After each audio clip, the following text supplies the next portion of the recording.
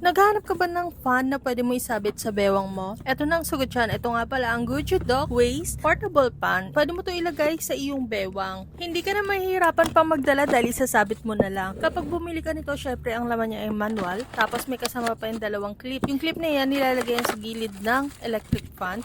Este clip fan, rechargeable nga to, diba? At may kasama na rin yan charging cable. At syempre, meron na rin yang lanyard. Ang ganda ng lanyard nito. Bet na bet ko yung kanyang lanyard. Tapos ito naman yung kanyang mismong unit, yung fan. Ang ganda ng itsura niya, classy yung design. Ito yung clip niya, nilalagay yan dito sa kabilang side. Bali, both side talaga yung kanyang clip. Pwede sa front, pwede sa back. Ito naman yung kanyang pindutan kapag i-on mo na siya. Sa gilid lang yan. I-click mo lang yan and then lalakasan siya, scroll hanggang sa lumakas siya. Up to 100 nga pala yung kanyang wind speed.